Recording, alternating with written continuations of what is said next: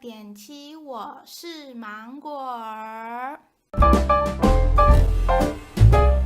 现在是4月份，对西方人来说，4月有一个很重要的节日，那就是 Austen 复活节。而现在在商店里都可以看到很多有关复活节的商品，例如在商店最常见到的就是兔子形状的巧克力。还有一个很特别的东西，就是讲 Austen Pizza。这个东西是我今年才注意到的，可是它明明每年复活节都会出，我怎么会都没有发现？反正今年有发现就好了。然后我刚刚在网络上查一下 Pizza 这个东西，是在某些意大利的小镇，他们会在圣诞节还有新年的时候做的传统西点。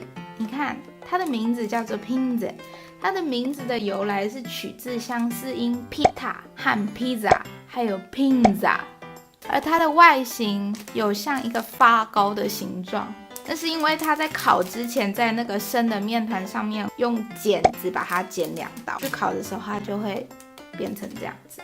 然后很好玩的就是，你去 Google Pizza 的时候，它会出现很多钳子的图片。好啦，我要打开咯，3、2、1 ，Open！ 哇，它一打开的时候，那个小麦香就整个扑出来，好香哦！哦，锵锵！哇，好漂亮哦！它的味道好香哦，来吃吃看。哇，被我压到了。可以看得出来，它还是面团的时候，他们果然用剪子剪过，然后再去烤。我要开动啦！哇，试试看。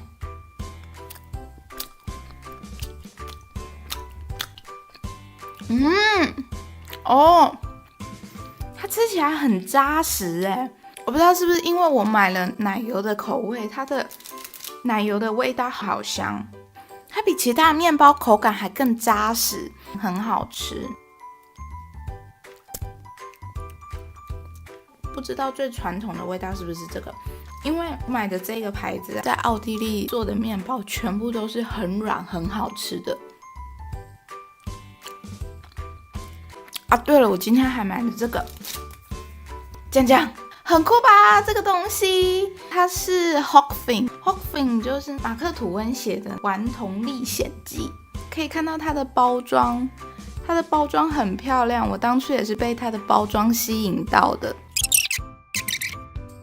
真的做得很精美。还有它应该是保酒乳类型的。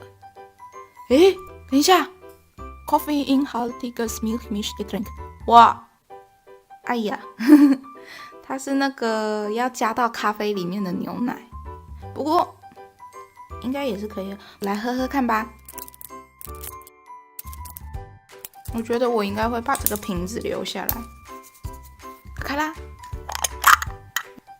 闻闻看，有一股保酒乳的味道。这个是配咖啡的牛奶，可以直接喝吗？我喝一小口看看好了。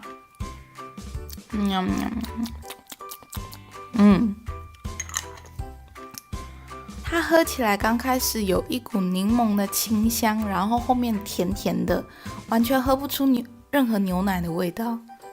这个应该不能直接喝。今天刚好没有准备到咖啡。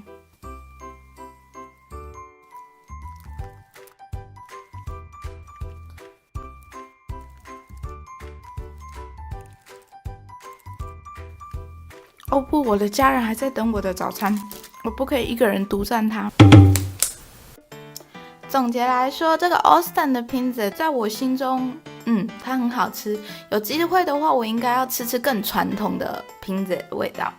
还有这个 Hochfing， 它的包装很漂亮。所谓的女生容易被包装所吸引，买错东西，大概就是这么一回事吧。